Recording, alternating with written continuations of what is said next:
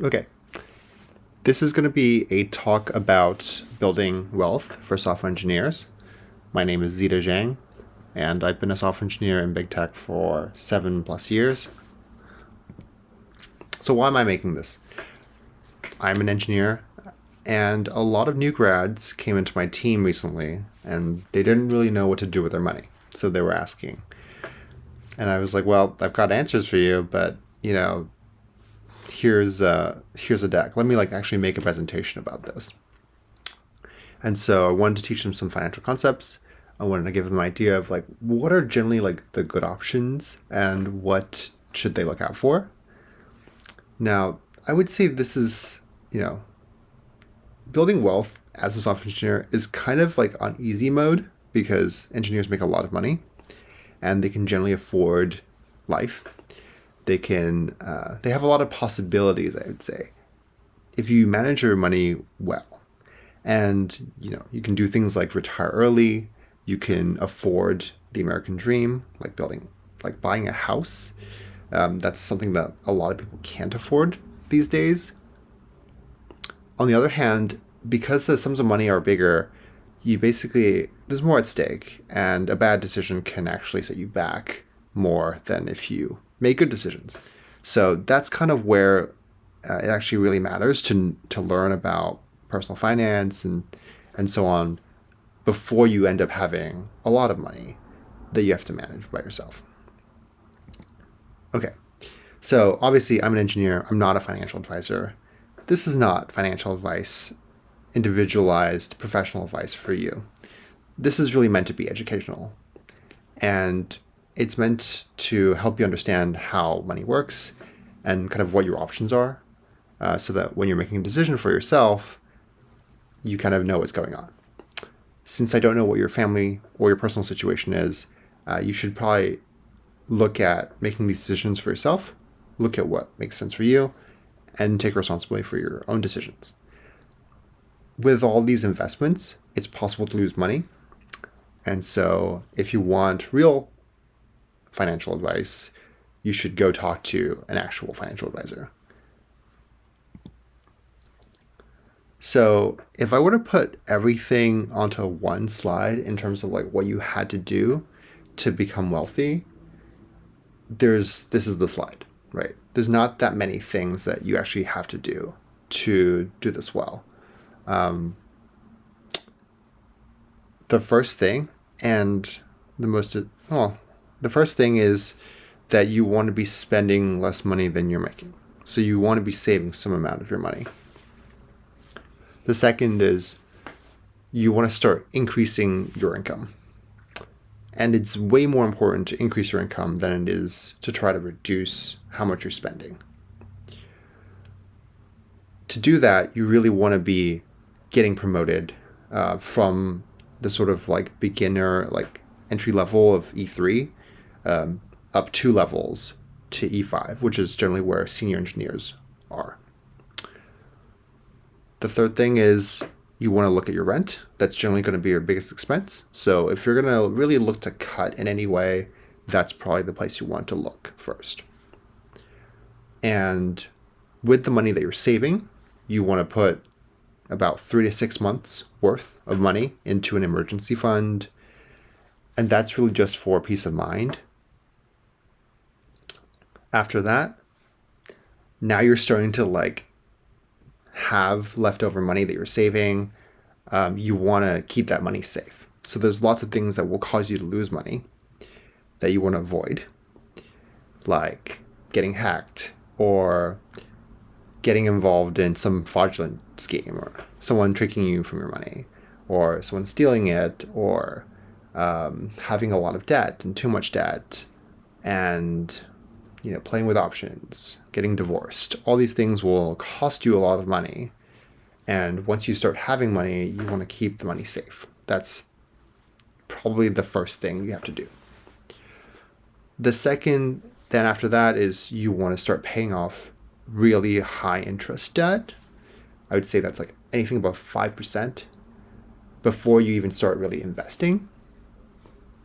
And once you've done that, then you should start investing on consistently, each month, in some sort of low-cost stock index fund.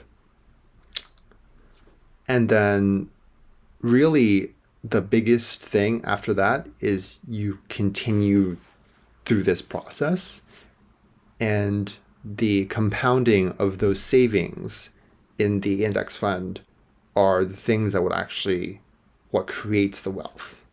So the longer you have for that investment to grow, the longer or the more money you'll have, basically. So those are kind of like the general kind of one pager on how to do this. The rest of this is going to be more specific. Okay. If you're a software engineer, you're going to be making more money than at least 90% of people are going to make in a year. And so congratulations, you're probably going to be rich. In your lifetime, you can reasonably make millions or tens of millions of dollars. And it really just depends on how long you live for. This is just as someone who has a job, right? We're not talking about entrepreneurship, starting your own business, that kind of stuff. This is just working for someone at a company and getting paid a lot of money and then saving some of that money for your retirement or so on.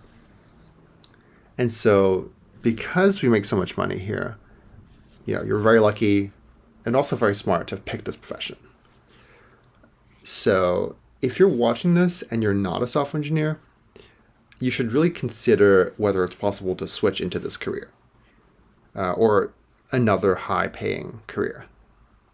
And I did this personally, went to a boot camp in 3 months, became an engineer. And that's really been one of the best decisions I've made so far. How rich are we talking about when I say you're going to be rich? Most people can easily get to 1 to 5 million of today's dollars before they're 65. If you want to get to 5 to 10 million, it's pretty easy to do. It just takes a little bit more time. And then if you want to go between 10 and 20 million, that's very achievable as well. Generally, if you're working until you're 65, you can get to that point. This all obviously depends on how much you're spending and so on, but you can probably make it there. To get to between 20 and 50 million dollars, it's going to be possible to do that. It's achievable, but it's going to take a while, and you're going to be pretty old by then. You're going to be past 65. So 70, 75, 80. And because of kind of how compounding works, you can go to 50 and 100 million in today's dollars if you're, basically living a really long time, and you can get there by the end of your life. So it's possible, but it's hard. You need time on your hands, on your side, really. To go above 100 million, it's quite difficult, unless your level is so high. Like if you're level 6 or 7, you can probably do it. And if you're living for a really long time, again, that is true. To go and to have more than $1 billion in today's dollars, it's going to be really hard. And it's going to be really hard if you're going to just work as an employee. Unless you're potentially working for a small startup that really has a successful exit, or you're starting your own company and you have a successful exit, or you're inheriting a bunch of money, in which case then none of this is relevant for you and you should stop watching. So when I said that it's possible to have really incredible wealth and like really incredible results here, this is what I mean. And it's really something that, like, initially when I first started working, it really isn't obvious that this is the case. It's just a function of the math that comes about from compounding. If you're saving quite a bit of money, and if your income is high, you're saving a lot of money, and you're investing that money, and that compounding happens for a long time, then you're going to end up getting these kind of results. For most of these numbers, I'm assuming like a 7% sort of number in terms of stock market returns on a nominal basis. So that's pretty conservative. If you think about like the actual market, it's been going up probably closer to like 10% on average for the last century. So, that is going to change some of these numbers as well. And I guess the main goal of our discussion today is like, if you're an engineer and you're working at a company, what should you be doing with your money? Now, how you use money really depends on a lot of factors. Like, this is your goals, your risk tolerance, your lifestyle, your family situation, how much you're willing to give to charity, stuff like that. In essence, it's about balancing how much you're spending now and how much you want to spend in the future. So, do you feel like, and really like also what your like risk tolerance and stuff like that is. So do you feel safe? Do you want to feel safe if in case you lose your job, or there's a recession, or you get fired or something like that? Do you care about enjoying your youth and not really worrying too much about having money when you're older? That's another way to look at this. That'll change how you spend your money now versus later.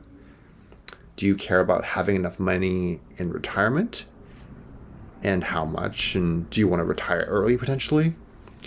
That's going to really factor into how you're going to save and how you're going to invest. Do you plan to have kids? And when you die, do you plan to give your kids all your money, or you're planning to give it to charity? Those are all factors in how you're going to distribute where your money is going to go. Now, it's called personal finance because a lot of these values and decisions are personal, which is why I'm mostly talking about things in general. And if you want to get into like specifics, that's where you need to talk to a financial advisor, and they will kind of tailor your plan to basically what you specifically care about. Now, to understand where I'm coming from, here are kind of my goals with money. And, basically the first thing I care about is I want to be able to sleep at night and not really worry about money. That's an important thing. I want to have enough money for my family in the future. I want to be financially independent, and that means that I don't have to work anymore, even if I decide to continue to work after that. If everything goes very, very well, and the compounding is at a high rate, and I end up having a lot of money, then I'd want to own a soccer team. That's kind of like my dream. And, I think the other thing is that throughout this whole experience, I want to be enjoying my life along the way. And I don't really want to be sacrificing everything for the next 20 years and then only like having it kind of at the end. Like, that's not very interesting to me. So everything that I've kind of compiled here and everything that I'm suggesting, or that I'm saying that an average general person should do, it is based on these sort of assumptions. Like, the rest of this is about, it's kind of assuming you have a similar idea, and that this is sort of the set of things that you need to do to get rich slowly over 10 plus years. Okay, so I said before how like people aren't really taught about money. This part is sort of the part where we catch up on all the sort of basics.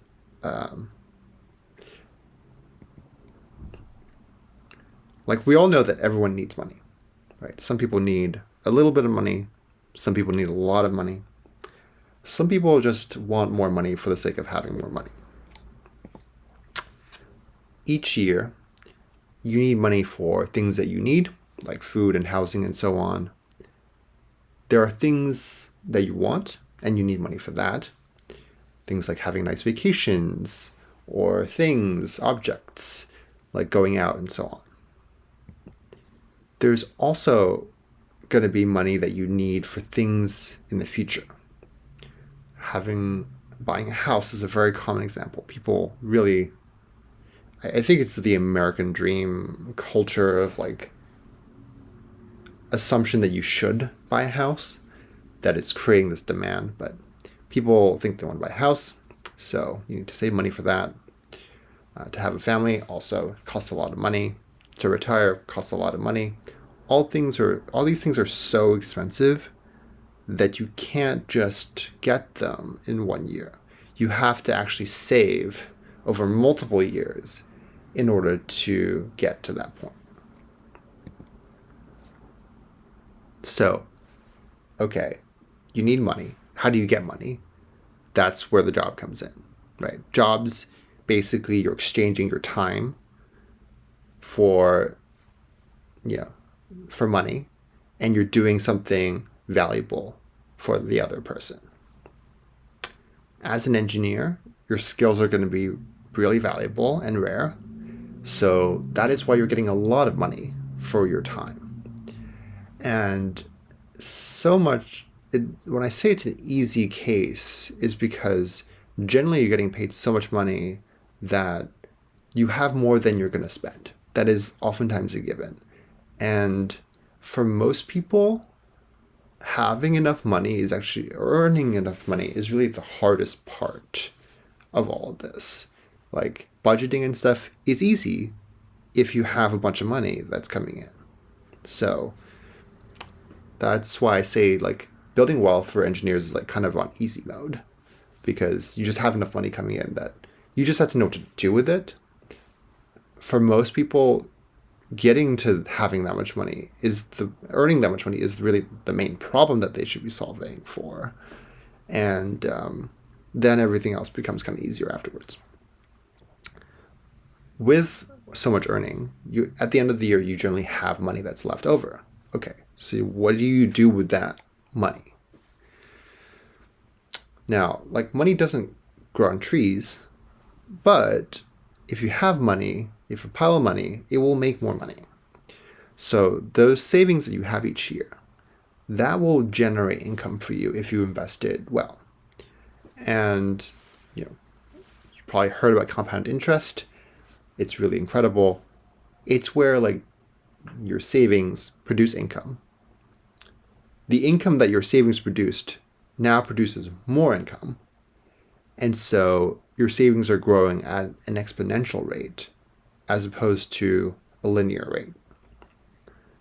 And so this is where, you're getting to those really big, like $20, $50 million numbers.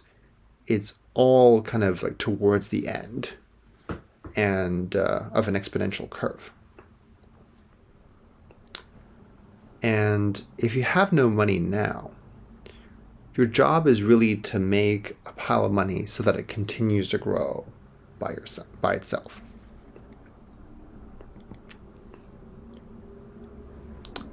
We can kind of assume that conservatively, every 10 years, your stocks will double. So there's a thing called the rule of 72. It's really a rule of thumb to help you to estimate how long something will take to double, given a certain rate of growth. So if you assume that the US stock market is going to go up by 7% a year. Then you divide that into 72 and you get something around 10. And that represents about 10 years for your money to double if you're getting 7% growth per year. Now, Warren Buffett is one of the richest people in the world. He's been investing for 70 plus years. So just conservatively, he's had 7 doublings. And so that's about 128 times his initial investment. Obviously, it's growing along the way because he's adding more money to it. But that's like a lot of extra money. That's a lot of extra growth, really, that's coming out of it. So the more time you have, the more you should expect that your money will grow by. So as an example, let's say you have a 7% stock fund.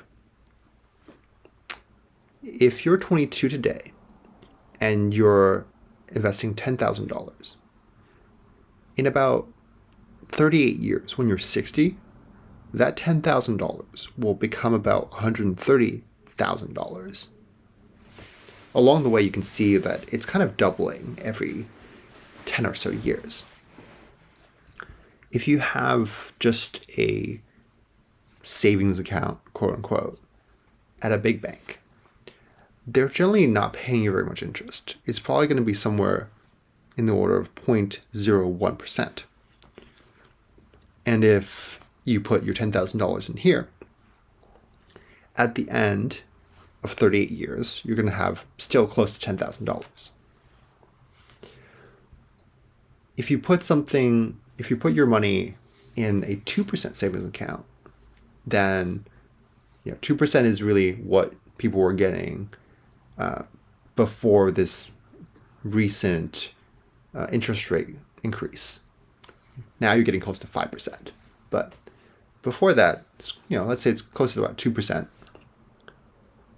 Your $10,000 becomes about $20,000.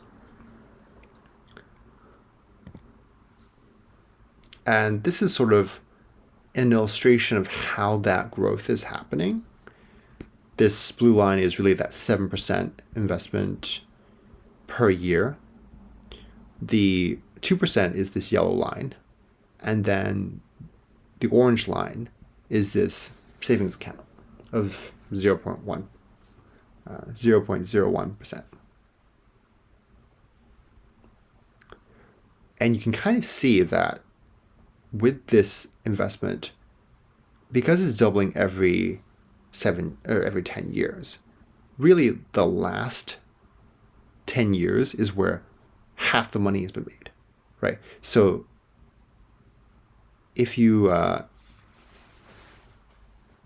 have, like towards the end is like where that money is being made. Okay. So we got to talk about inflation.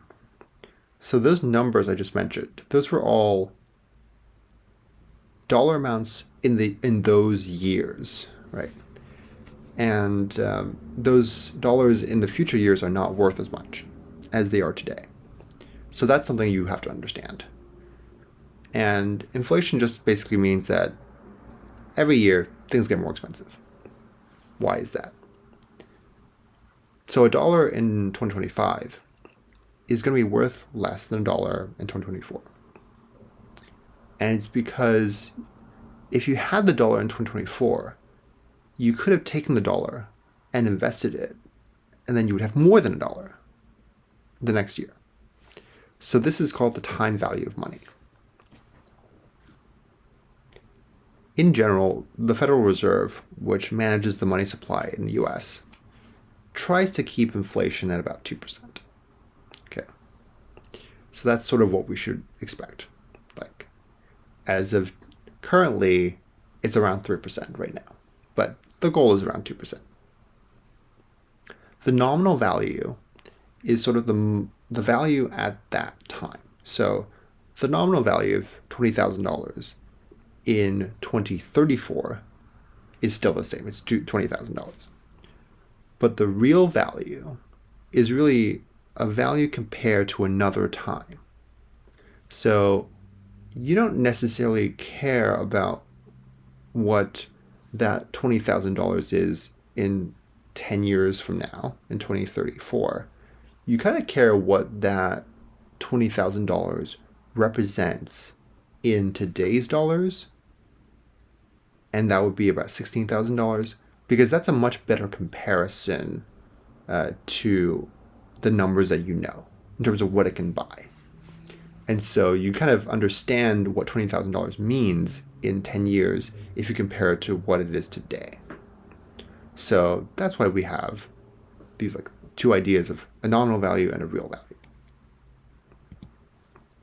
So before, we were talking about how like there's this 0.01% savings account, and at the end of 38 years you still kind of have a similar amount to what you had before.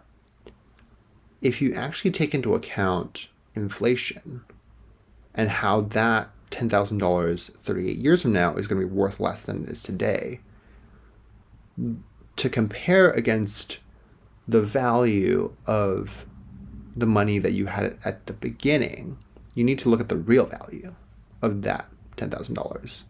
And so if you calculate that, basically ends up being about $4,700.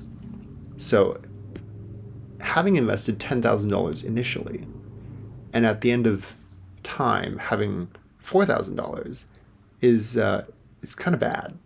This investment, quote unquote, is actually losing money every year because you're not making enough money to cover the rise in costs. Another big thing we need to talk about is volatility. So the value of the stock market goes up and down over time. Any period of time, let's say a month or so, it's going to go up or down. We're assuming that there's 7% nominal returns each year. And it's like a very straight assumption when we're calculating these numbers. It's really meant to simplify a lot of the assumptions, because it's not going to be a straight 7% each year. You shouldn't expect that. That doesn't actually happen. So, the value of things can go up and down. Over a long period of time, decades, 20 years or so, the value of the stock market has generally gone up. And the reason for that is people who go to work, the employees who go to work at these companies every day, they're trying to improve the operations of the company. They're trying to make more money. When the companies make more money from those efforts, that basically will make their stocks worth more. And so when you buy an index of all these different companies, then that index will be worth more. And this index basically tries to gauge how a group of companies is doing as a group over a period of time. And the most famous index that we have in the US is the S&P 500. And it basically has the biggest 500 US public companies. Over the last 30 years, this is the chart for how well it's done. You can see that it's gone up a lot. This is the 2000 internet bubble. It then went down a lot after that. It went up to probably, 1,500. And then within 3 years, it was down to 1,000-ish, maybe 800 here. Basically went cut in half in 3 years, right? And then it went up a lot again. So it went up back to the same level, basically doubled again in another 1, 2, 3, 4, 5 years. And then it crashed again. So within another year, it was down basically more than half again. So it doesn't always go up, but then you look over this long time horizon and it's gone up at the end of, say, 20 years. So even if you had put in your money around, after the first internet bubble, let's say you had put your money in here in 2000 and you lost this money here.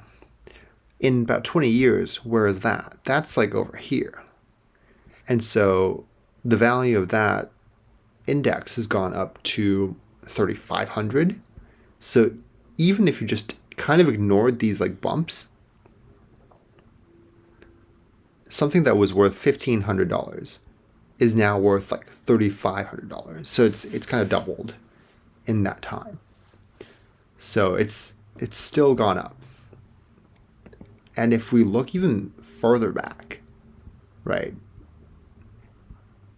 You look at 1970 over here.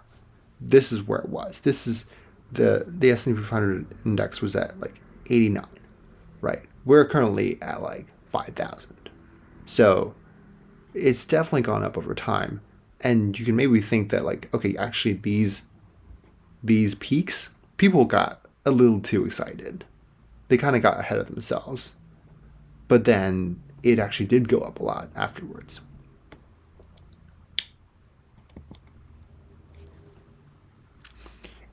So if we want to think about building wealth, this is the formula for how you build wealth.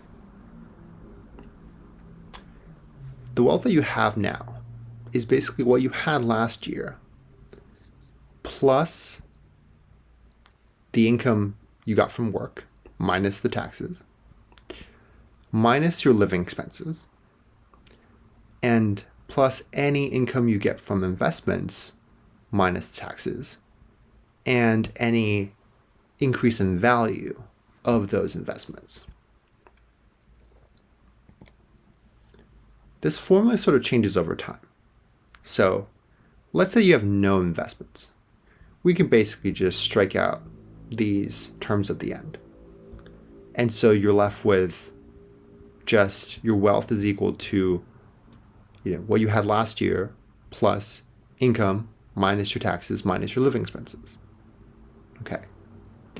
If you have a lot of money, let's say you have $15 million, which is a lot of money, and you don't work anymore, then you don't really have this income from work, and you don't have the taxes from that. And so then what you have is mainly income from investments. Some of them are dividends, so you'll have some ordinary income there. But then minus taxes and then whatever increase in value those investments have had over time. So this changes over time. And the idea is that at the beginning, because you don't have income from investments, you're trying to work so that you're increasing your income and making sure that your expenses are in check. The savings then become investments and investment growth. And that those savings are starting to increase this income from investments, right? And by the time that you have enough such that the income from investments is greater than your living expenses, that's really when you can kind of stop. So when does that happen, right? So investments growth starts to take over for income after about $4.5 million. So let's assume that you have just $100,000 and you're getting your 7% each year. So in that year, you would have earned something like $7,000. In New York, that's not that much money. It's probably less than 2 months of your expenses. All right. But once you get to about $3 million, now your 7% in the market is getting you something like $200,000 each year. And that's going to be similar to what your income is going to be as a new engineer. So that's starting to become important, this once you have more money. And once you get to that 15 number, 7% is going to be like $1 million a year. Like, that's so much money. That's much more than what your income is now, and also probably more likely what your income is going to be in the future too. So really, like, the whole game is you're saving the money. You need to increase your income so that you're saving a bunch of money. That money then is generating income for you. It's like working for you, basically. And once you have enough of that money, then you kind of can stop your actual work, because like once you get to that $4.5 million number, your main source of income will be coming from investments and not from work anymore. So you will actually be a money manager first and a software engineer second. So that's really why it's so important to start learning about how to manage money now, because if you're successful in this, then you're going to be money. Your main job is actually going to be managing money. Okay. I think that's going to be it for this one. And we're going to talk about how to increase your income next